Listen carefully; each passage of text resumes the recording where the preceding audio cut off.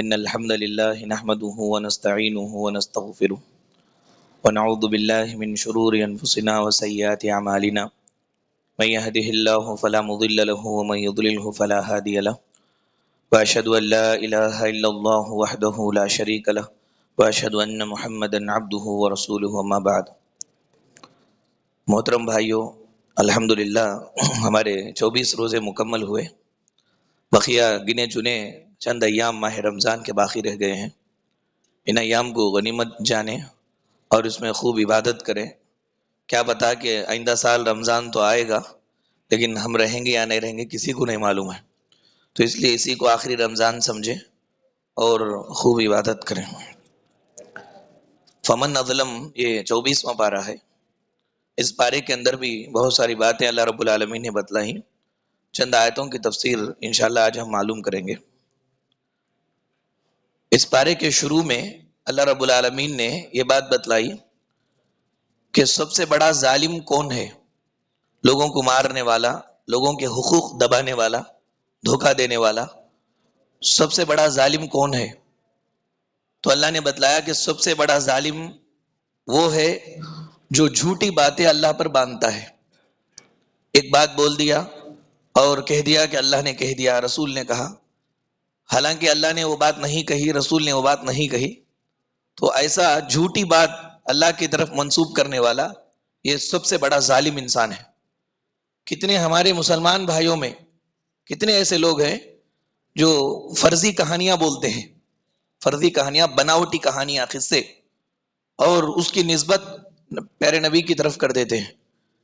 حدیث بول کر کے بولتے ہیں، حالانکہ وہ حدیث ہی نہیں ہوتی ہے، وہ ایک من گھڑت واقعہ ہوتا ہے خود سے بنا کر لوگوں کو اٹریکٹ کرنے کے لیے، لوگوں کو قریب کرنے کے لیے، لوگوں کو قریب کرنے کے لیے کچھ باتیں بنا کر کے بولنا. یہ اتنا بڑا فتنہ ہے اور اتنی بڑی بربادی ہے انسان کے لیے کہ اللہ کے نبی نے کہا، من کذب علی متعمدا فلیتبوأ مقعدہ من النار، کہ اگر جان بوجھ کر کوئی میرے اوپر جھوٹ بولتا ہے، ایک ایسی بات بولتا ہے جو میں نے نہیں کہی، پھر یہ بولے کہ یہ میں نے کہا، تو وہ سمجھ لے کہ وہ جہنم میں چلا گیا، اس کا ٹھکانہ جہنم ہے.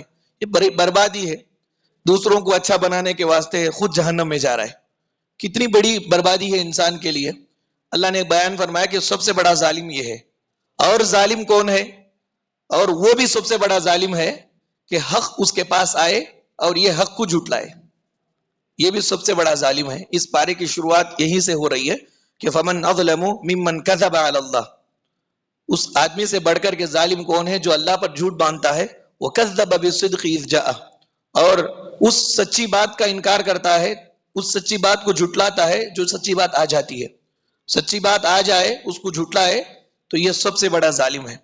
اب ہر آدمی کو اپنے گریبان میں منہ ڈال کر یہ سوچنا چاہیے کہ سچی بات ہمیں معلوم ہو گئی، صحیح بات معلوم ہو گئی، کون سی چیز اس پر عمل کرنے سے رکاوٹ پیدا کر رہی ہے، کون سی چیز عمل کرنے نہیں دے رہی ہے. اب وہ دیکھ لے اور وہ سمجھ جائے کہ سب سے بڑے ظالم ہم ہیں یا اللہ رب العالمین کے پاس سب سے اچھے ہم ہیں. اس میں ہم کو معلوم ہوگا. اس کے بعد اللہ تعالیٰ نے اسی میں یہ کہا کہ نبی اگر سچی بات بولتے ہیں، نبی سچی بات بولتے ہیں تو تم مانو گے تو تمہارا فائدہ ہے. تم نہیں مان رہے ہو یہ سمجھ کر کہ نبی غلط بات بول رہے ہیں. اگر نبی غلط بات بولتے تو اللہ تعالیٰ ان کے لیے کافی ہے، ان کو مارنے کے لیے، برباد کرنے کے لیے. لیکن وہ صحیح بات بول رہے ہیں، اس پر ہم کو عمل کرنا چاہیے. پھر کہا کہ الیس اللہ بکاف عبدہ، کیا اللہ تعالیٰ اپنے بندے کے لیے کافی نہیں ہے؟ بندوں کو اپنی ضروریات بول رہا ہے، بندوں سے شکایت کر رہا ہے، اللہ کی شکایت بندوں سے کر رہا ہے. اللہ تعالیٰ بول رہے ہیں کہ کیا اللہ کافی نہیں ہے بندے کے لیے؟ مفسرین کہتے ہیں کہ اللہ تعالیٰ جس طرح عبادت کرو بول کے بولتے ہیں، ویسی عبادت اگر انسان کر دے تو پھر اللہ تبارک و تعالیٰ اس کے لیے ویسے کافی ہو جاتا ہے جیسے انسان چاہتا ہے. انسان جیسے چاہتا ہے کہ مجھے یہ چیز ہونا، یہ چیز ہونا، تو اللہ تعالیٰ اکیلا اس کے لیے وہ ساری چیزیں مہیا کر دیں گے. شرط یہ ہے کہ یہ انسان ویسے اللہ کی عبادت کرے جیسے اللہ چاہتا ہے. اللہ کیسے چاہتے ہیں ویسی عبادت کرے. اللہ کون سی عبادت چاہتے ہیں؟ اللہ عبادت کے اندر کوالٹی چاہتے ہیں. اللہ عبادت کے اندر کوالٹی چاہتے ہیں. دکھاوے کے لیے آپ 1000 برس بھی عبادت کریں، اتنا بھی اللہ کے پاس ثواب نہیں پائیں گے، بلکہ کوالٹی یہ ہے کہ اخلاص کے ساتھ اللہ کو راضی کرنے کے لیے نبی کریم صلی اللہ علیہ وسلم کے سنت اور طریقے کے مطابق اگر کچھ بھی کام کرو، 2 رکعت ہی نماز پڑھو، لیکن اس کا وزن اللہ کے دربار میں بہت زیادہ ہے۔ آپ اگر اخلاص نہیں ہے نماز میں اور نبی کریم صلی اللہ علیہ وسلم کی متابعت نہیں ہے، 1000 رکعتیں پڑھ لو، 100 رکعتیں پڑھ لو، اس کی کوئی اہمیت نہیں ہے۔ یہ اللہ رب العالمین نے بیان فرمایا۔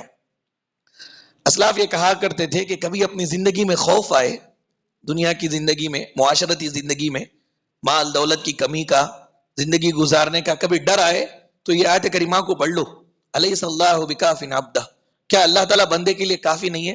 مالک ہے تو یہ کیوں ڈر رہا ہے؟ اللہ رب العالمین ہے، پالنے والا، پوسنے والا، کھلانے والا، پلانے والا، تو یہ کیوں ڈر رہا ہے؟ انسان جب پیدا ابھی نہیں ہوا ہے، تبھی ماں کے پیٹ میں رہتا ہے، تبھی اللہ تعالیٰ اس کا رزق، اس کی اچھائی سب لکھ دیتے ہیں۔ اب دنیا میں آنے کے بعد اللہ نے جو نصیب میں لکھا ہے وہ اس کو ملتا جاتا ہے۔ انسان کو گھبرا ہونے کی ضرورت نہیں ہے، خوف کھانے کی ضرورت نہیں ہے۔ انسان خاص کر فائنینشیل میٹر میں اتنا خوف کھاتا ہے، اتنا خوف کھاتا ہے، اسی خوف کی وجہ سے اس کو بی پی بھی آ جاتی ہے، شوگر بھی آ جاتا ہے، اور خواہ مخواہ اپنے آپ کو تکلیف میں مبتلا کر کے رکھتا ہے۔ اللہ رب العالمین مومن بندوں سے کہتے ہیں کہ اللہ تعالیٰ تمہارے لیے بس ہے، کافی ہے، اور توکل کرنے والے اللہ ہی پر توکل کرتے ہیں۔ اس کے بعد اللہ تعالیٰ نے یہ بات بتلائی کہ جس طرح موت کے موقع پر، موت میں اللہ تعالیٰ روح کو قبض کرتے ہیں، نیند میں بھی اللہ تعالیٰ روح کو قبض کر لیتے ہیں۔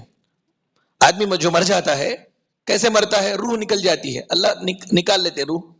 تو صرف موت کے موقع پر ہی روح نہیں نکلتی، نیند کے موقع پر بھی روح نکل جاتی ہے، روح نکال لیتے اللہ تعالیٰ۔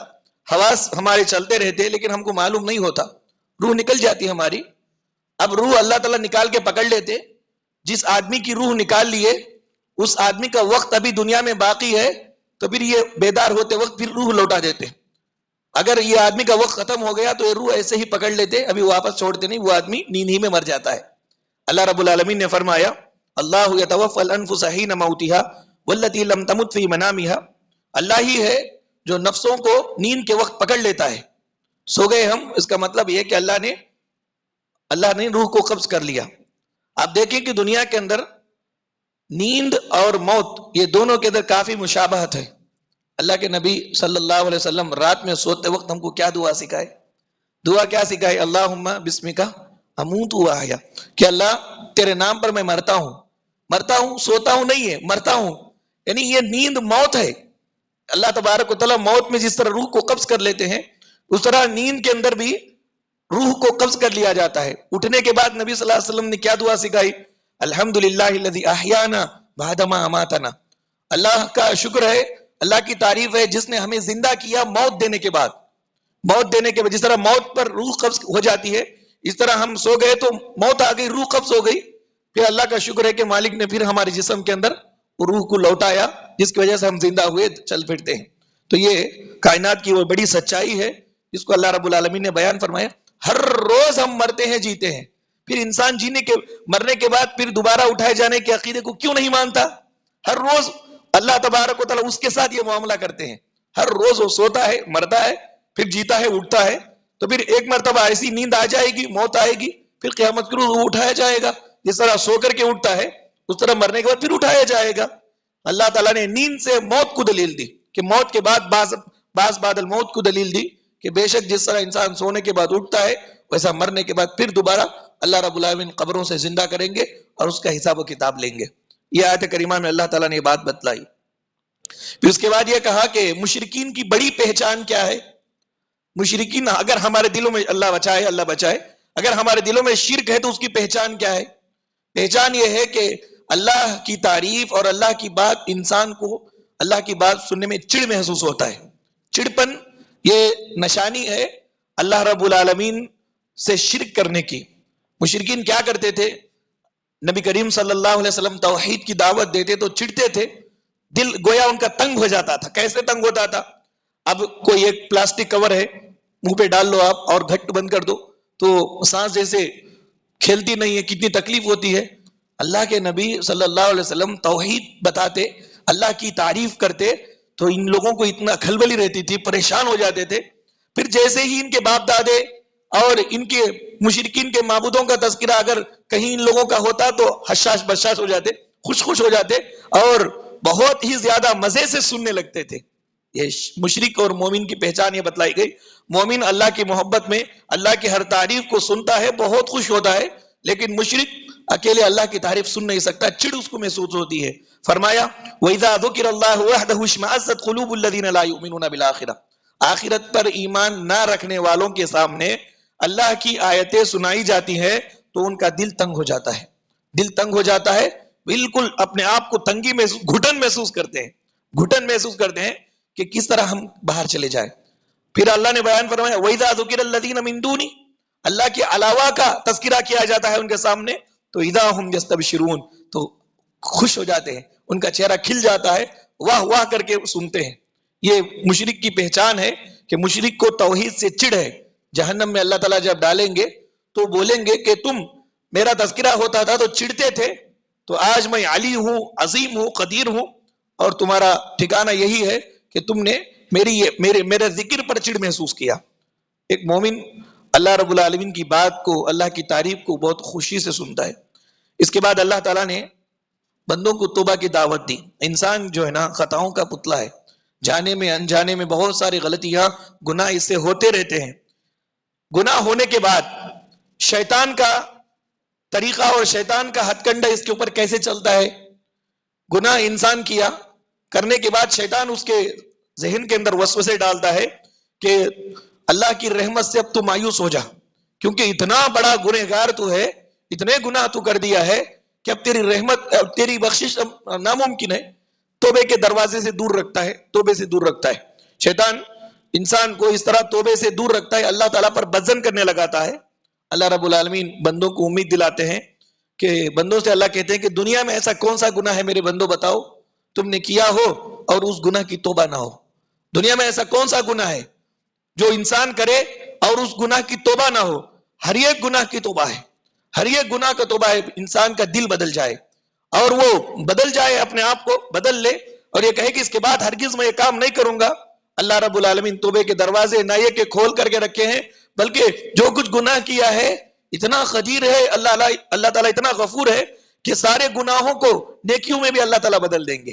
اللہ نے فرمایا یا عبادی قل یا عبادی الذین اسرفوا علی انفسہم، اے حبیب پاک صلی اللہ علیہ وسلم میرے ان بندوں سے کہہ دو جن کی ساری زندگی گناہوں میں گزری، اپنے زندگی میں انہوں نے بہت سارے گناہ کیے، ان بندوں سے کہہ دو لا تقنطوا من رحمت اللہ، اللہ کی رحمت سے کبھی مایوس نہیں ہونا. اللہ کی رحمت سے مایوس کافر ہوتا ہے، اللہ کی رحمت سے کبھی مایوس نہیں ہو. ان اللہ یغفر الذنوب جميعا، تم لوگوں کے سارے گناہوں کو اللہ معاف کر دیں گے، سارے گناہوں کو معاف کر دیں گے، کیونکہ وہ ہے ہی غفور الرحیم، بہت بخشنے والا، رحم کرنے والا ہے. تو شیطان کا ہتھ کنڈا انسان پر کیسے چلتا ہے؟ اتنا بڑا گنہگار میں، مجھے کیوں کر اللہ معاف کرے گا؟ نہیں نہیں، اللہ کتنا بھی انسان گنہگار رہو، اللہ تعالیٰ کی رحمت اور مغفرت اس گنہگار کے گناہوں سے بھی بڑھ کر کے ہے. اللہ کے نبی صلی اللہ علیہ وسلم نے بیان فرمایا کہ لوگوں، اللہ کہتا ہے کہ بندہ آئے سمندر کے جھاگ کے اتنے گناہ لائے، اس گناہ میں شرک نہ ہو، سارے گناہوں کو میں معاف کر دوں گا، مجھے کوئی پرواہ نہیں ہے. تو انسان کو اللہ تبارک و تعالیٰ توبہ کی دعوت دے رہا ہے. توبہ کرے انسان، کیسے توبہ کرے؟ کہ کوئی گناہ کر رہا ہے، معلوم ہو گیا گناہ ہے، بچ جائے، دور رہ جائے، ہرگز اس کے بعد اس گناہ میں نہ جائے، اللہ تعالیٰ سے اخلاص کے ساتھ توبہ کرے، اللہ رب العالمین گناہوں سے اس کو پاک کر دیں گے، اس کے گناہوں کو معاف کر دیں گے.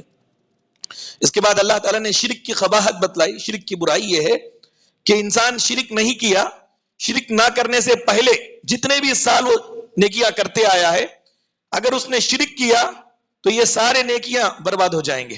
آگے سارے نیکیاں اس کے برباد، نیکی قبول ہی نہیں، اور اچھے مچھے جو نیکیاں کیا ہے وہ بھی برباد ہو جائیں گے. کتنی بڑی قباحت ہے یہ، کتنا بڑا خطرناک گناہ ہے کہ بقیہ جتنے اچھے اعمال ہیں سب برباد ہو جائیں گے شرک سے. یہ بہت خطرناک گناہ ہے شرک، اللہ تعالیٰ اس کو کبھی نہیں معاف کرتے، بہت بڑا گناہ ہے.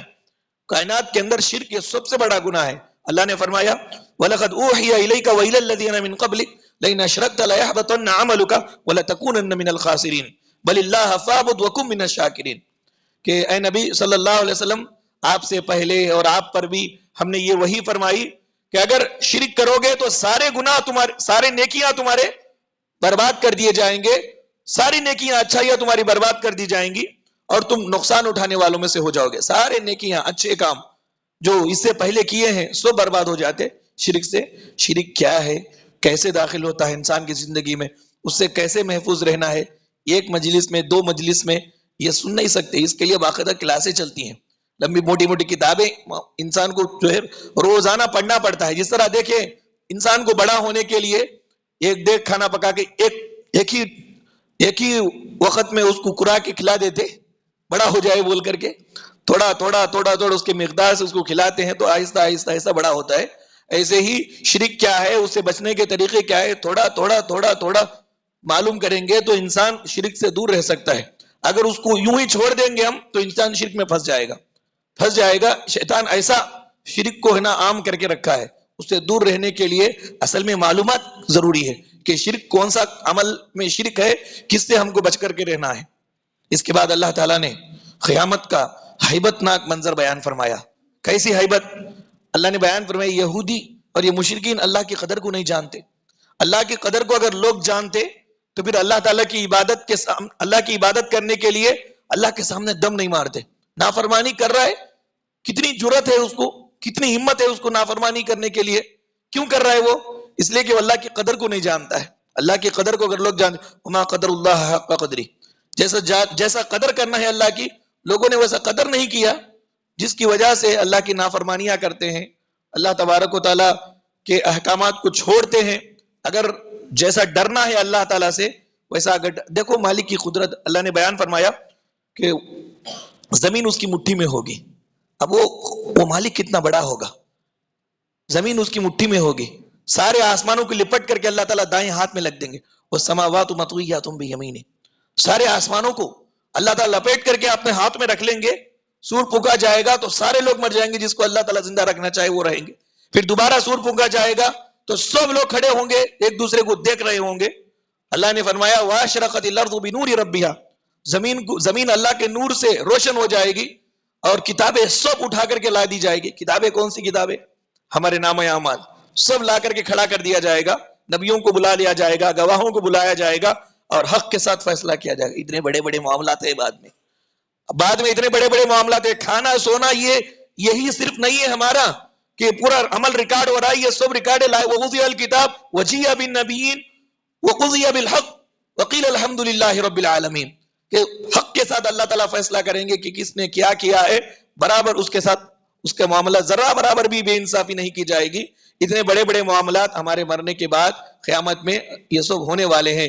اب اندازہ لگائیں, انسان دنیا کے اندر بے مقصد زندگی گزارا, اس کی زندگی اٹھا ہے صبح میں شام تک وہ جی رہا ہے, مقصد نہیں ہے اس کا, کچھ بھی مقصد نہیں ہے. اللہ تعالیٰ جس مقصد کے لیے اس کو پیدا کیا وہ مقصد ہی اس کے ذہن میں نہیں ہے. تب اس کا ایک دن گیا, 2 دن گیا, 1 مہینہ گئے, 2 مہینہ, 1 سال, 2 سال, اس طرح 60 سال کی عمر اس نے گزار دیا, بے مقصد زندگی گزارا. اب اس کے نام اعمال میں کیا لکھا ہوا ہوگا؟ اب اس کے مطابق اللہ فیصلہ کریں گے تو یہ کہاں جائے گا؟ انسان کو یہ سوچ کر کے اللہ کی عبادت کرنے کی ضرورت ہے. اللہ کی قدر پہچانے میرے بھائیوں, بہت بڑی قدر ہے اللہ رب العالمین کی. ایک چھوٹے انسانوں کے اندر دیکھو, ایک چلبلا نوجوان تھا, آٹو میں بیٹھا, آٹو میں پہلے سے ایک بزرگ تھے سفید لباس پہنے ہوئے. تو یہ چلبلا نوجوان وہ اس بزرگ کو ستانا شروع کیا, ادھر ادھر ان کو کھسکتے جا رہا ہے. وہ بزرگ نوجوان اپنے طور پر بیٹھے ہوئے ہیں. تو تھوڑی دیر آٹو جا رہی تھی, سامنے پولیسوں کا مجموعہ تھا. تو اچانک وہ آٹو سے اترنے کے بعد سارے پولیسوں نے ان کو سیلوٹ کیا. پھر اس کے بعد انہوں نے کچھ حکم نافذ کیا, یہ بڑے عہدے کے مالک تھے. سیلوٹ کر کے پھر آ کے آٹو میں بیٹھ گئے. تو نوجوان کو معلوم ہو گیا کہ ایک بہت بڑے آدمی ہے, ان کی قدر پہچان لی. اب یہ پہلے تنگ کر رہا تھا ان کی سیٹ کو, اب یہ ادھر ہٹ رہا ہے کیونکہ اب ان کی قدر معلوم ہو گئی, یہ کون آدمی ہے معلوم ہو گیا. یہ چھوٹی مثال دنیا کی, اللہ رب العالمین کی قدر انسان کو معلوم نہیں ہے تو اس لیے یہ نافرمانی کرنے پر جرأت کرتا ہے. اس کو کیا مجال اللہ کی بات اور رسول کی بات کو انکار, وہ کون سی بیسک پہ کر رہا ہے, کیا چیز ہے اس کو اللہ تعالیٰ کی نافرمانی کرنے پر ابھار رہی ہے. اتنے بڑے قدیر اور اتنے بڑے قدرت والے پروردگار, قہار, جبار, ہر طرح سے عذاب دینے پر قادر, اتنے بڑے پروردگار کی نافرمانی کر رہا ہے تو ایمان کی کمزوری کی وجہ سے, کہ وہ مانتا نہیں ہے یا اس کا ایمان کمزور ہے جس کی وجہ سے یہ سب کام وہ کر رہا ہے. یہ بات اللہ نے اس بارے میں بیان فرمائی. اس کے بعد اللہ تعالیٰ نے کہا کہ کافر کو جہنم کے دروازے پر کھڑا کر کے داروغ جہنم اس سے پوچھیں گے، کھینچ کر کے اس کو جہنم میں ڈالیں گے، ڈالتے وقت پوچھیں گے وسیق الذین کفروا الی جہنم زمرا، جماعت جماعت کو کھینچ کر کے جب لایا جائے گا، دروازہ ان کے لیے جہنم کا کھولا جائے گا، تو جہنم کا جو واچ مین ہے وہ واچ مین یہ گنہگاروں سے پوچھے گا الم یاتکم نذیر، ڈرانے والا تمہارے پاس نہیں ڈرایا، آئے نہیں، رسول تمہارے پاس آئے نہیں، قرآن کی انہوں نے تلاوت نہیں کی، کیا انہوں نے تم کو یہ خطرناک جہنم سے ڈرایا نہیں، برائیوں سے روکا نہیں؟ انہوں نے وہ کہیں گے کہ کیوں نہیں، بلکہ سب کچھ انہوں نے کر دیا، سب کچھ ہمیں معلوم تھا، لیکن یہ ہماری قسمت پھوٹی کہ سب کچھ سننے کے باوجود بھی ہم نے عمل نہیں کیا، جس کی وجہ سے آج جہنمی ہو گئے۔ دوسرے آخر کے پارے میں تبارک الذی میں اللہ نے کہا کہ یہ لوگ جب جائیں گے جاتے جاتے یہ بولیں گے وقالوا لو كنا نسمع ونعقل ما كنا في اصحاب السعير، کاش ہم سنتے سمجھتے اس پر عمل کرتے تو یہ جہنمیوں میں سے نہ ہوتے۔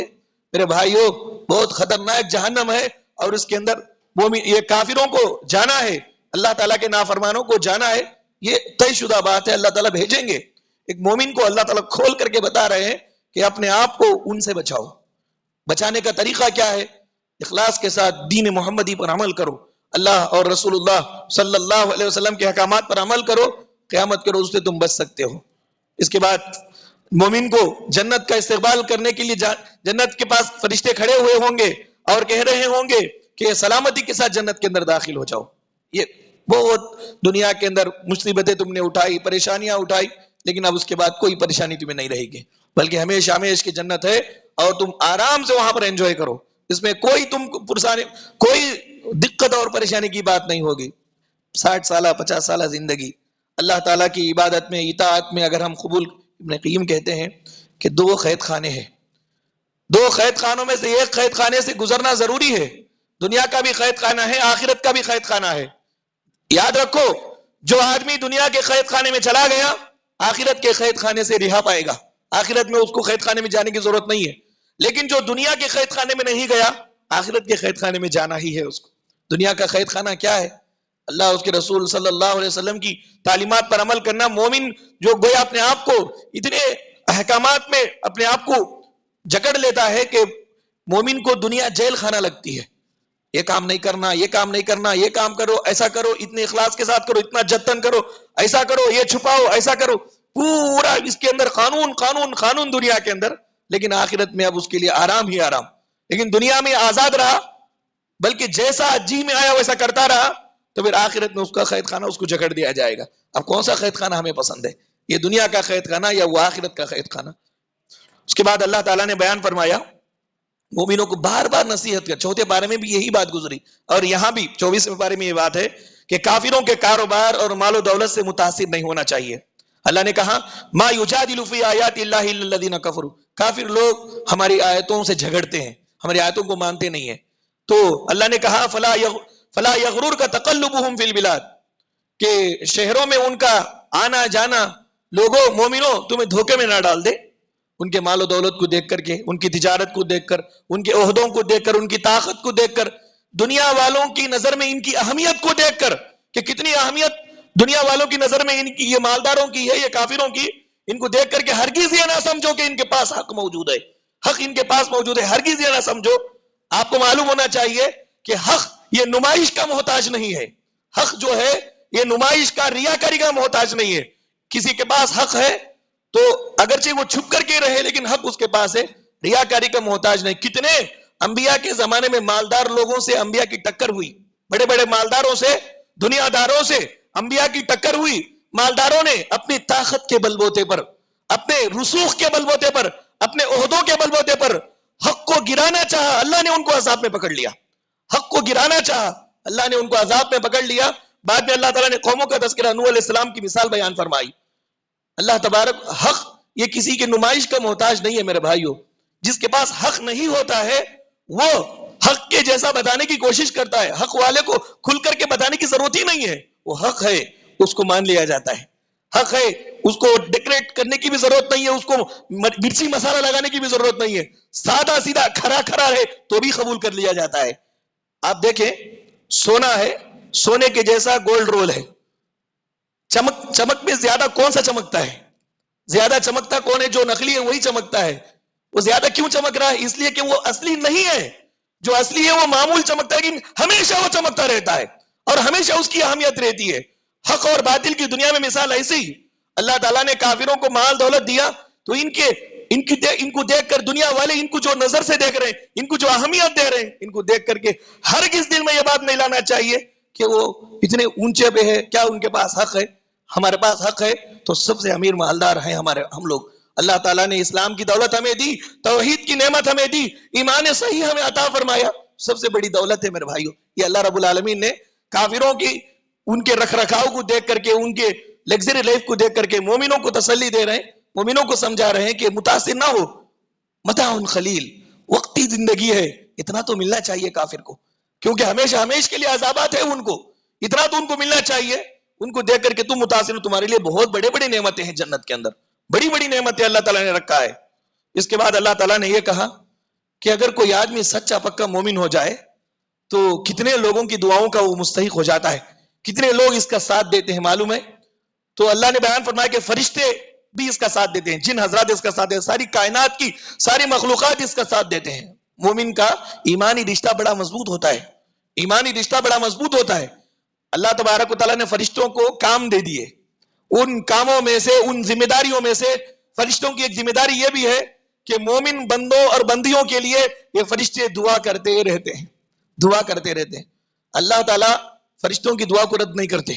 فرشتے کیا دعا کرتے ہیں؟ اللہ نے فرمایا الذین یحملون العرش ومن حولہ یسبحون بحمد ربہم ویؤمنون بہ, عرش کو اٹھانے والے فرشتے اور وہاں پر عرش کے ارد گرد رہنے والے فرشتے اللہ کی تسبیح بیان کرتے رہتے ہیں, اللہ پر ایمان رکھ کر کے, اور وہ مومنوں کے لیے استغفار کرتے ہیں, مغفرت کی دعا کرتے ہیں. کیا دعا کرتے ہیں؟ پروردگارا توبہ کرنے والے کو تو معاف کر, اللہ ان کو تو جنت دے, اللہ ان کو برائیوں سے تو بچا لے. یہ فرشتے ہمارے لیے دعائیں کرتے ہیں. کس کے لیے؟ جو مومن بندہ ہے اس کے لیے. مومن بننے کے لیے کیا کرنا ہے؟ اخلاص کے ساتھ اللہ اس کے رسول صلی اللہ علیہ وسلم کی اطاعت و فرما برداری کرنا ہے, اپنے اعمال کو شرک سے, ریاکاری سے, دکھاوے سے بچانا ہے. اس کے بعد اگر وہ پکا مومن ہے تو فرشتوں کی دعا ہمیں لگے گی. کتنے لوگ ہیں بولتے کہ اب ہمارے لیے دعا کیجئے. بے شک دعاؤں کی درخواست کرنا ضروری ہے, اس سے زندگیاں بن جاتی ہے, لیکن صحیح ایمان اگر ہمارے اندر آ جائے تو ہم اس طرح دوسروں کو بولنے کی ضرورت نہیں ہے. کائنات کی ہر چیز ہمارے لیے مغفرت کی دعا کرتی ہے, فرشتے بھی ہمارے لیے دعا کرتے ہیں, صحیح ایمان ہمارے پاس ہو.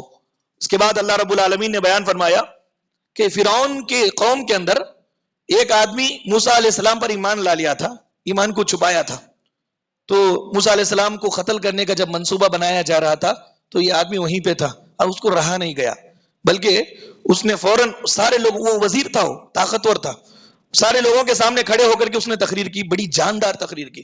اس نے یہ کہا کہ اتقتلون رجلا ان یقول ربی اللہ, ایک ایسے آدمی کو تم مار رہے ہو جو یہ کہتا ہے کہ اللہ میرا رب ہے. اس نے کیا غلطی کی؟ اگر وہ جھوٹ بولتا ہے تو اس کے جھوٹ کی سزا اس کو ملے گی, لیکن وہ صحیح بول رہا ہے تو اس کو ماننے میں کیا حرج ہے؟ لمبی تقریر اس نے کی. فرعون دیکھا کہ سارے لوگ اندر بیٹھے ہوئے ارکان جو ہے متاثر ہو رہے ہیں. اب اس کو مار بھی نہیں سکتا ڈائریکٹ, کیونکہ رکن ہے وہ وہاں کے ممبروں, یعنی درباری جو لوگ ہیں, درباری کے اندر کا ایک درباری ہے یہ, تو مار بھی نہیں سکتا. وہ سازش کرنے لگا اس کے پیچھے مارنے کے لیے. اللہ نے بیان فرمایا فوقاہ اللہ سیئات ما مکروا, جو کچھ فرعونیوں نے سازش کی اس مومن بندے کی اللہ نے حفاظت کی.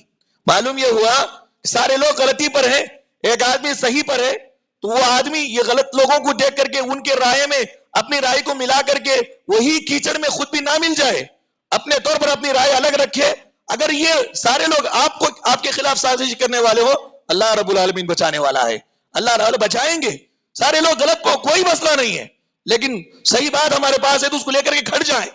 اللہ تبارک و تعالیٰ سارے لوگوں سے ہماری حفاظت کریں گے. جس طرح موسیٰ علیہ السلام کے زمانے میں فرعون کے دربار کے اس مومن کے اللہ تعالیٰ نے حفاظت فرمائی. ایمان ایسا ہلکا نہیں ہے ایمان کہ کدھر بھی چاہو بہتے جاؤ.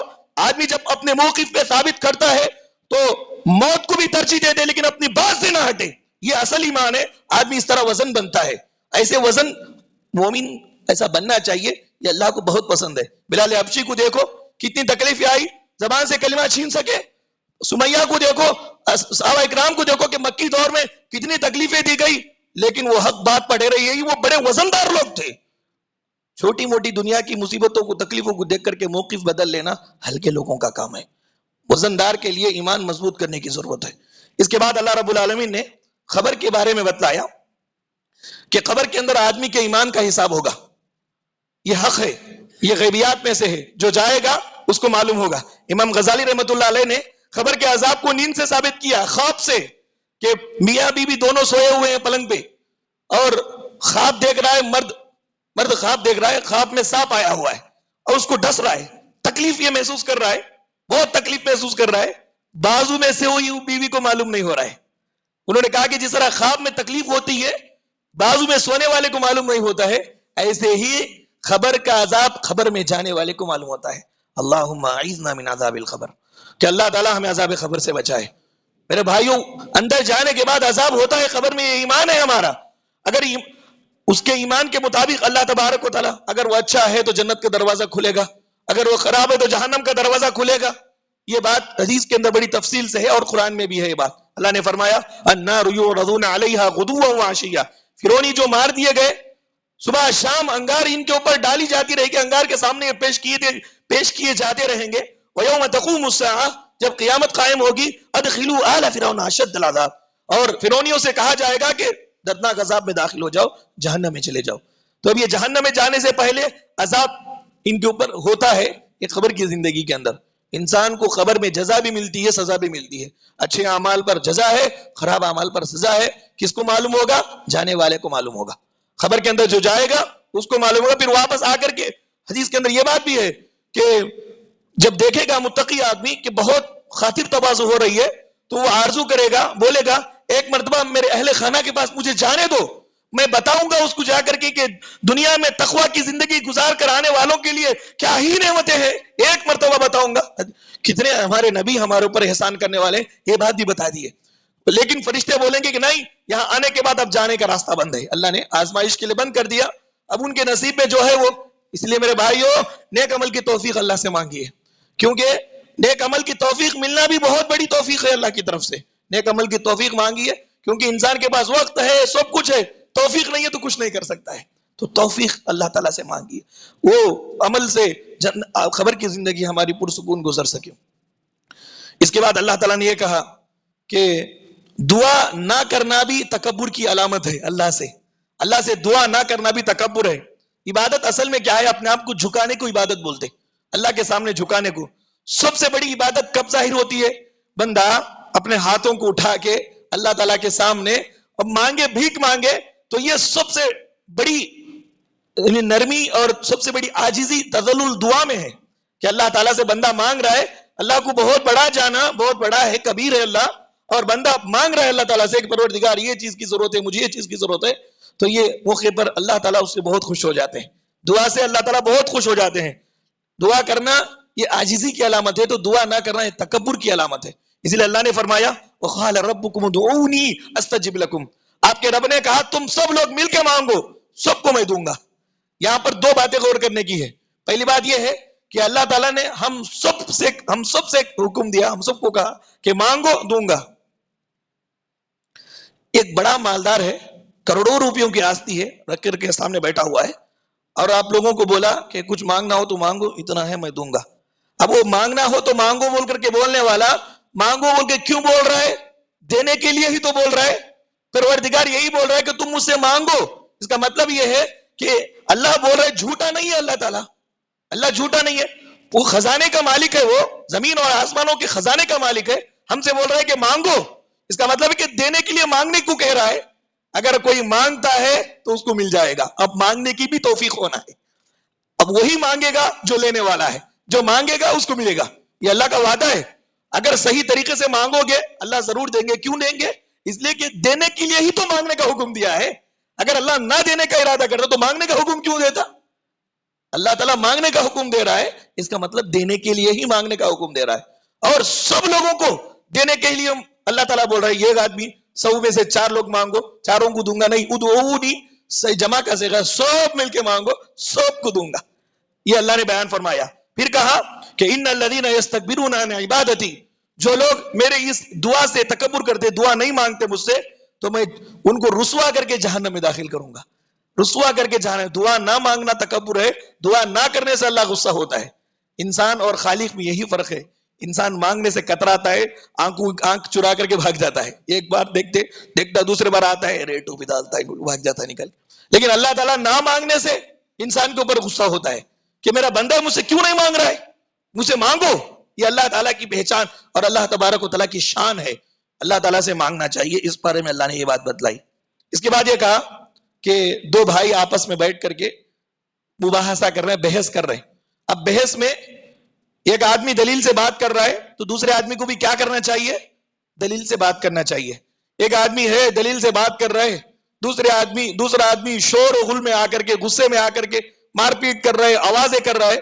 تو اللہ نے بیان فرمایا کہ دلائل سے جواب دینے کے بجائے شور و غل کرنا یہ نافرمانوں کا شیوا ہے, کافروں کا شیوا ہے, اور یہ لاجواب ہونے کی نشانی ہے. یعنی یہ بتانا چاہ رہے وہ یہ شور و غل کے ذریعے سے کہ ان کے پاس سامنے والے کی دلیل کا جواب نہیں ہے. آدمی جب دلائل ختم ہو گئے تو کیا کرتا ہے, جھگڑے پہ اتر آتا ہے. جھگڑے پہ دلیل ہے, ایک آدمی ایک بات بول رہا ہے دلیل سے, ہمارے پاس دلیل ہے تو ہم بھی دلیل سے بات کریں. دلیل نہیں بول رہے, اب ادھر کا لے کے آ گیا اور شور و غل کر رہا ہے, ہلہ مچا رہا ہے, لڑائی کر رہا ہے. اس کا مطلب ہے کہ اس کے پاس دلیل نہیں ہے. یہ بات اللہ نے بیان فرمائی. دیکھو وقال الذین کفروا, کافر لوگ کہتے تھے نبی صلی اللہ علیہ وسلم جب توحید کا درس دیتے ان کو, قرآن مجید کی آیتیں پڑھتے تو کافر لوگ کہتے لا تسمعوا لهذا القرآن والغوا فيه لعلكم تغلبون. قرآن جب بھی محمد جب پڑھتے نا تو اس کو ہلہ مچاؤ, آوازیں کرو, بیکار باتیں کرو, سیٹیاں مارو, تالیاں بجاؤ, شور و غل کرو, تاکہ قرآن لوگوں کو سمجھ میں نہ آئے, لوگوں کو سمجھ میں نہ آئے, اس لیے تم ہلہ کرو. یہ کافروں کا شیوا ہے. قرآن مجید کی آیتیں پڑھ کر کے سنائی جائے, اس موقع پر آواز کرنا, شور و غل کرنا, اس لیے کرنا کہ بات صحیح بات لوگوں کو سمجھ میں نہ آئے, موقع نہ دینا, یہ کافروں کا شیوا ہے. یہ بات اللہ نے بیان فرمائی. اس کے بعد یہ کہا ایک پکا کچا دشمن ہے آپ کا, بہت بھگ بھگ کرتا ہے, ایسے موقع پر اس کو آپ دوست بنانا ہو تو کیا کرنا, وہ دلی دوست اگر بنانا ہو تو کیا کرنا. اس نسخے پر عمل کیجئے. آپ دیکھیے کہ اللہ کا فرمان بالکل 100% صحیح ہے. اللہ نے فرمایا وَلَا تَسْتَوِي الْحَسَنَةُ وَلَا السَّيِّئَةُ, برائی اور نیکی یہ دونوں برابر نہیں ہوتے. برائی ہے اس کا انجام الگ ہے, نیکی ہے اس کا انجام الگ ہے. برائی اور نیکی یہ دونوں کبھی برابر نہیں ہوتے. ادفع باللتی ہی احسن, برائی کو نیکی سے دور کیجئے, خراب چیز کو اچھائی سے دور کیجئے. آپ دیکھیں گے فَإِذَا الَّذِي بَيْنَكَ وَبَيْنَهُ عَدَاوَةٌ, آپ کے اور ایک آدمی کے درمیان میں دشمنی ہے, لیکن آپ اس طرح اس کی برائی کو اچھائی سے دور کرنے کی وجہ سے کَأَنَّهُ وَلِيٌّ حَمِيمٌ, آپ کا دلی دوست بن جائے گا. برائی کو اچھائی سے دور کرنا. ایک چھوٹا واقعہ میں آپ کو بتاتا ہوں. اللہ کے نبی صلی اللہ علیہ وسلم بیٹھے ہوئے تھے مسجد کے اندر, تو صحابہ اکرام بھی بیٹھے ہوئے تھے. ایک بدو آ کر کے مسجد کے اندر پیشاب کرنا شروع کیا. صحابہ اکرام فوراً اس کو روکنے کے لیے آگے بڑھے. نبی صلی اللہ علیہ وسلم نے کہا کہ چھوڑو اس کو پیشاب کرنے دو. جب وہ پیشاب کر دیا, اللہ کے نبی نے اس کو بلا کر کے کہا کہ یہ مسجد ہے قرآن مجید پڑھنے کے لیے, نماز پڑھنے کے لیے, ذکر کرنے کے لیے ہے, یہ مسجد پیشاب پاخانے کے لیے نہیں ہے. ایسا سمجھائے, پھر دوبارہ ایسا نہیں کرنا. اس کے بعد صحابہ کو بولے کہ وہاں بھی جو پیشاب کیا ہے پانی لا کے ڈال دو. اس کے بعد وہ پل پلٹ کر کے جا رہا تھا. جاتے جیسے اس نے کیا کیا کہ میں اسلام قبول کرتا ہوں, مسلمان ہو گیا, پہلی بات. دوسری بات کیا کیا, اللہ سے میں دعا کرتا ہوں کہ اللہ میرے اوپر اور آپ کے اوپر رحمت کرے, کسی کے اوپر نہ کرے. اللہ کے نبی صلی اللہ علیہ وسلم نے کہا کہ دیکھو رحمت کو کتنا شارٹ کر دیا, میرے اور اس کے اوپر, صحابہ کرام کے اوپر کیوں نہیں, اس لیے کہ فوراً آگے بڑھے وہ تو غصہ آ گیا. ہمارے نبی صلی اللہ علیہ وسلم کو برائی کو کیسے دور کیے, کتنی اچھائی سے دور کیے کہ نبی صلی اللہ علیہ وسلم کا وہ اتنا خاص دوست بن گیا کہ اب رحمت کی دعا میں خود نبی کو شامل کر رہا ہے. میرے بھائیو, برائی ہے, اب اس کو برائی ہے بول کر کے اگر بتاتے جائیں, اس کو تانا مارتے جائیں تو کبھی آدمی صحیح نہیں ہوگا. اچھے انداز میں اس کو دور کرنے کی کوشش کریں. نبی کریم صلی اللہ علیہ وسلم مدینے کو جب آئے تو یہودیوں کے بیپار زیادہ تھے. یہودی بیپار کرتے تھے, پورا دھوکے کا بیپار. یہودی دھوکا دیتے تھے بیپار میں. صحابہ اکرام کو معلوم ہوا, اللہ کے نبی کو صحابہ اکرام نے کہا یا رسول اللہ, ہمارا چلتا ہے, ہم لوگ زیادہ ہیں, یہ یہودیوں کو مار بھگائیں گے کیا مارکیٹ سے؟ نبی صلی اللہ علیہ وسلم نے کہا کہ ایسا مار بھگاؤ گے, برائی کر رہے وہ, مار بھگاؤ گے تو سارے لوگوں میں کیا مشہور ہو جائے گا, محمد کے صحابہ اس طرح مار کٹائی پہ اتر آئے ہیں, ایسا بولیں گے. اچھا پھر کیا کریں؟ دیکھو برائی کو دور کیا جا رہا ہے بھلائی سے. نبی صلی اللہ علیہ وسلم نے کہا کہ جس جگہ پر یہ لوگ غلط بیپار کرتے ہیں, دھوکے کا کاروبار کرتے ہیں, اسی کے سامنے جا کر کے سچائی کا کاروبار شروع کرو. بالکل اس کے اپوزٹ میں سچائی کا کاروبار. اب آدمی آئے گا، ایک مرتبہ اس کے پاس دھوکہ کھایا، دوسری مرتبہ اس کے پاس گیا، اب وہ صحیح ہے، ہمیشہ اسی کے پاس آئے گا. آٹومیٹکلی ان کا جو کاروبار ہے ڈاؤن ہو گیا، جو سچائی ہے اس کا کاروبار چلنے لگا. ایک بار میں سب فائدہ ہو جانا بول کے جو سوچتا نا، اس کے پاس کسٹمر صرف ایک ہی بار آتا. لیکن اگر کوئی آدمی صحیح میں ویپار کرنا چاہتا ہے تو اس کو چاہیے کہ بات صحیح وہ چیز صحیح دے، بات صحیح وہ چیز صحیح دے، تو پھر اس کا کسٹمر ڈھونڈ کر کے اس کے پاس آئے گا. یہ اصول اللہ کے نبی نے صحابہ کرام کو بتایا. اگر اس پر عمل کیا جائے تو برائی آٹومیٹکلی ختم ہو گئی، بھلائی عام ہو گئی. اللہ نے بیان فرمایا کہ وہ جو تمہارا پکا دشمن ہے دلی دوست بن جائے گا، برائی کو اچھائی سے دور کرو. اس کے بعد یہ کہا گیا کہ پہلی امتوں میں کوئی آدمی آتا تو وہ آدمی کی عزت کے واسطے سجدہ کرتے تھے لوگ وہاں کے. اس کو سجدہ تعظیمی کہتے ہیں. اسلام کے اندر اللہ تعالیٰ نے امت مسلمہ کو شرک سے اتنا محفوظ رکھا کہ تعظیم کا سجدہ بھی امت میں حرام ہے. عزت کے واسطے سجدہ بھی نہیں کرنا. یہاں تک کہ آپ بیٹھے ہوئے ہیں، کوئی آئے تو کھڑے بھی نہیں ہونا، اس کو قیام تعظیمی بولتے. قیام تعظیمی بھی حرام ہے. آپ بیٹھیں گے اور بیٹھنے کے لیے اس کو جگہ دیں گے کہ بیٹھیے. اللہ تعالیٰ نے امت مسلمہ کو شرک سے بہت پاک رکھا. اب بولو کوئی آدمی مر گیا تو نماز جنازہ پڑھتے نا، جنازہ سامنے رہتا، سامنے یعنی آدمی کھڑتے سب لوگ سامنے جنازہ رہتا. نماز جنازہ میں نبی کریم صلی اللہ علیہ وسلم نے رکوع بھی نہیں کیا، سجدہ بھی نہیں کیا، بس اسی لیے کہ کہیں لوگ یہ نہ سمجھے کہ موتا کے سامنے جھک رہے ہیں. حالانکہ عبادت تو اللہ کی ہوتی. یہ شائبہ جسٹ ایک ڈاؤٹ آ سکتا ہے، اس لیے اللہ کے نبی صلی اللہ علیہ وسلم نے نماز جنازہ کو کھڑے ہو کر کے ادا کیے. ہم لوگ نماز جنازہ کیسا پڑھتے؟ کھڑے ہو کے پڑھتے، جھکتے نہیں، رکوع بھی نہیں، سجدہ بھی نہیں نماز جنازہ میں. یہ بتانے کے لیے کہ وہ مردہ ہے، اس کے سامنے، مردے کے سامنے جھکتے نہیں. مردے کے اللہ کے سامنے جھکا جائے، جسٹ باہر سے لوگ یہ سمجھیں گے کہ مردے کے سامنے جھک رہے. یہ شائبہ، شرک کے اس شائبے کو بھی نبی کریم صلی اللہ علیہ وسلم نے دور کر دیا. یہاں تک کہ ایک صحابی آئے اللہ کے نبی صلی اللہ علیہ وسلم کو، بولے یا رسول اللہ، ایک جگہ پر میں نے جانور ذبح کرنے کی منت مانگ لی تھی، کیا میں کر سکتا ہوں؟ نبی نے کہا کہ وہاں جاہلیت کے عرس میں سے کوئی عرس ہوتا ہے؟ کہا کہ نہیں. اچھا وہاں پہ غیر اللہ کے نام پر جانور ذبح کیا جاتا ہے؟ کہا کہ نہیں. تب جا کے ذبح کرو. پھر بولے جہاں پہ اللہ کے نام کے علاوہ کوئی دوسرا جانور ذبح کیا جاتا ہو، وہاں جا کے اللہ کے نام پر جانور ذبح کرنا بھی حرام ہے. ابھی درگاہ ہے، درگاہ کے پاس پیر عبد القادر جیلانی فلاں فلاں کے نام پہ جانور ذبح کرتے، مرغیاں کاٹتے. وہاں جا کے اب اللہ کے نام پر اگر جانور ذبح کرو تو آپ شرک کر رہے ہیں. اس سے بھی ہمارے نبی نے منع کر دیا.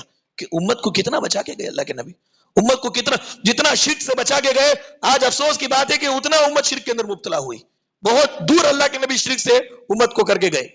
اس کے بعد یہ کہا کہ کائنات میں، انسان کے نفس میں اللہ کی توحید کی نشانیاں ہیں. اللہ ایک ہے کہنے کی نشانیاں ساری کائنات کے اندر ہے اور انسان کے نفس میں ہے. نفس میں انسان کے نہیں ہے. آپ دیکھو ذہن، اس کا تخیل دیکھو، انسان کا ذہن اور اس کا تخیل، اس کی سوچ. یہی پہ ہم عام ایسے بیٹھے ہوئے ہیں، ہمارے پاس دو آنکھیں، دو کانیں، دو ہاتھ ہے، سب انسان ہے. لیکن اس بعضوں کا مائنڈ کتنا اونچا ہوتا ہے، بعضوں کا کتنا بھدا ہوتا ہے، بعضوں کی سوچ کتنی غلیظ ہوتی ہے، بعضوں کی سوچ کتنی اونچی اور اعلیٰ ہوتی ہے. انسان اپنے سوچ کے حساب سے اونچا ہوتا ہے، اپنے سوچ کے اعتبار سے بڑا ہوتا ہے. یہ انسان کی ذات میں اللہ تعالیٰ کی توحید کے دلائل ہے. یہ دیکھیں فنگر پرنٹ، کائنات کے اندر کسی کا میچ نہیں کھاتا. کائنات کے دیکھنے کو معمول سب ایک جیسا نظر آتا ہے، کائنات میں کسی کا میچ نہیں کھاتا. ہمارا ہے تو میرا، یہ میرے جیسا پھر کسی کا میچ نہیں کھاتا. مالک نے، اللہ تبارک و تعالیٰ نے تخلیق کی اندھیروں میں، لیکن کیسے بنایا دیکھو، ایک کا دوسرے سے کتنا ڈیفرنٹ ہے. توحید کی نشانی اگر دیکھنا ہو، انسان خود اپنے نفس میں دیکھے کہ خود انسان اللہ کا سب سے بڑا شاہکار ہے. انسان اللہ کا سب سے بڑا شاہکار ہے. اللہ موجود ہے، بہت ساری قدرت والا ہے، بہت ساری قدرت والا ہے. معلوم کرنا تو کیا کرنا؟ اپنی ذات میں جھانک کر کے دیکھنا. خود انسان اپنے ذات میں جھانک کر کے دیکھے، پروردگار کی قدرت معلوم ہوگی کہ کس طرح ہاتھ ہل رہا ہے ہمارا، کون ہلنے کے لیے کر رہا ہے، کیسا انسان اس حرکت کرتا ہے، کیا سوچتا ہے، کیا کرتا ہے. کیسے بنایا مالک نے انسان کو، اللہ تعالیٰ نے کیسے بنایا انسان کو، یہ بات اللہ نے بتلائی کہ سنریہم آیاتنا فی الآفاق وفی انفسہم حتی یتبین لہم انہ الحق.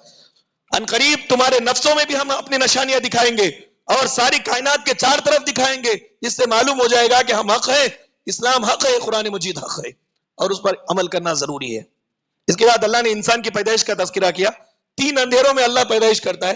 بچہ جب پیدا ہوتا ہے تو کتنا خوبصورت ہوتا ہے، چاہے وہ انسان کا بچہ ہو یا کسی جانور کا بچہ. 3 اندھیروں میں رہ کر کے وہ پلتا ہے. پہلا اندھیرا کیا ہے؟ ایک تو ماں کا پیٹ کا اندھیرا، دوسرا اندھیرا ماں کے پیٹ میں رحم کا اندھیرا، تیسرا اندھیرا ماں کا اندھیرا، ماں کے پیٹ کا اندھیرا، اس کے بعد ماں کے پیٹ میں رحم کے اندر جھلی کا اندھیرا، جھلی میں رہتا ہے وہ اندر محفوظ انداز میں. تین تین اندھیروں میں اللہ تعالیٰ اس کی پرورش کرتا ہے. جب بچہ باہر نکلتا ہے تو کتنا خوبصورت ہوتا ہے. یہ اللہ تبارک و تعالیٰ کی تخلیق ہے. اس کے بعد یہ کہا کہ شرح صدر نصیب والوں کو ملتا ہے. شرح صدر کا ڈیفینیشن کیا ہے؟ شرح صدر کہتے ہیں آپ کے انسان کے دل میں اسلام کی حقانیت کا یقین اس طرح ہو جائے کہ ذرہ برابر بھی اس میں شک نہ رہے.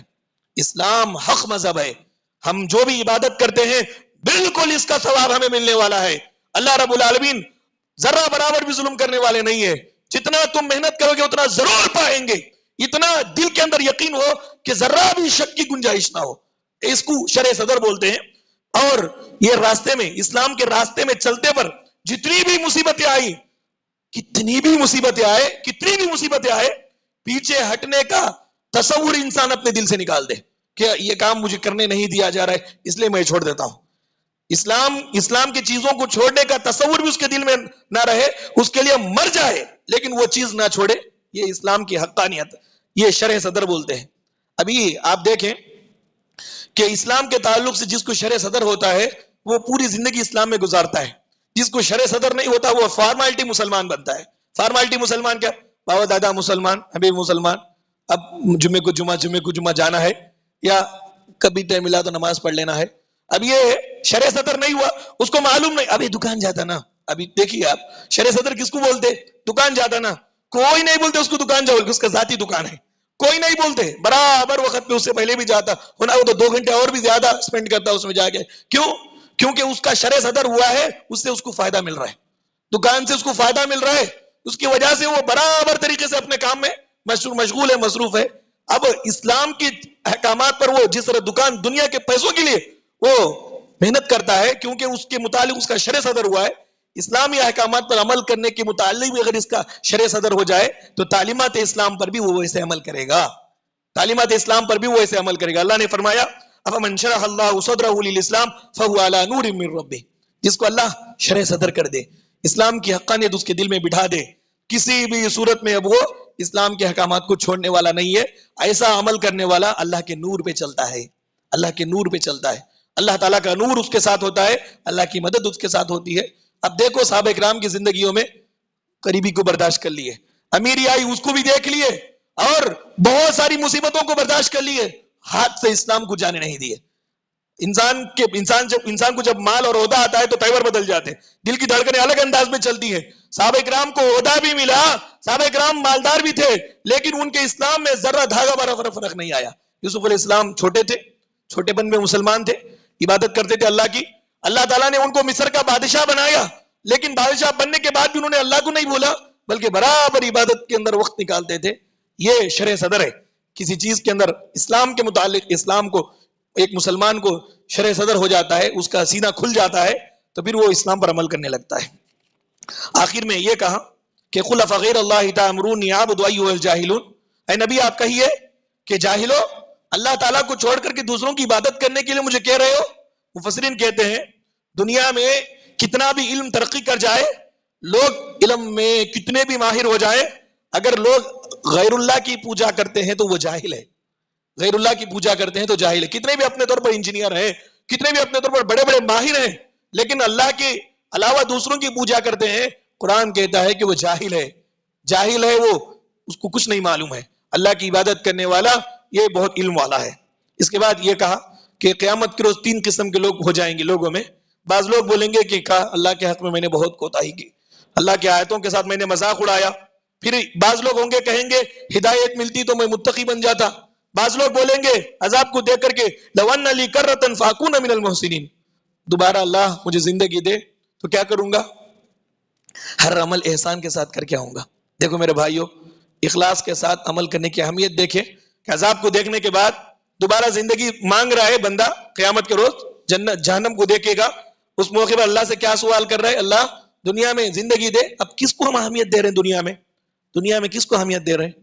اب میکسیمم لوگ مال و دولت کو اہمیت دے رہے ہیں، اپنے کچھ دنیا کی چیزوں کو دولت دے رہے ہیں، ختم ہونے والی دنیا کو اہمیت دے رہے ہیں. وہاں جانے کے بعد حقیقت اس کو سمجھ میں آئے گی، بولے گا اللہ دوبارہ مجھے دنیا میں تو بھیجے گا تو خالی عبادت نہیں، احسان کے ساتھ عبادت کر کے آؤں گا. احسان کیا ہے؟ احسان کیا ہے؟ احسان یہ ہے کہ رسول اللہ صلی اللہ علیہ وسلم کی طریقے کے مطابق اللہ کی خوشنودی کے لیے عبادت کرنا، یہ احسان ہے. میرے بھائیو، احسان کے ساتھ عبادت کرنا یہ بہت بڑی بات ہے. اس کے ساتھ اگر کوئی آدمی عمل کرتا ہے، چھوٹا ہی کیوں نہ صحیح، بہت مقام پائے گا. احسان کے ساتھ عبادت کرنا سیکھیں. اللہ ہم سب کو وہ دولت نصیب فرمائے. اور بہت ساری باتیں اس بارے میں بتائی گئی ہیں. اللہ تعالیٰ سے دعا ہے کہ اللہ تعالیٰ ہم سب لوگوں کو قرآن مجید پڑھ کر اس پر عمل کرنے کی توفیق عطا فرمائے. ہمارے روزوں کو قبول فرمائے. اگر شب قدر ہو تو اللہ تعالیٰ ہماری مغفرت فرمائے. ہمیں زیادہ سے زیادہ ثواب حاصل کرنے کی توفیق عطا فرمائے. اللہ تعالیٰ ہمارے روزوں کو اور ہماری چھوٹی موٹی عبادتوں کو قبول فرمائے. آمین. وآخر دعوانا ان الحمدللہ رب العالمین. سبحانک اللہم و بحمدک، اشہد ان لا الہ الا انت، استغفرک و اتوب الیک.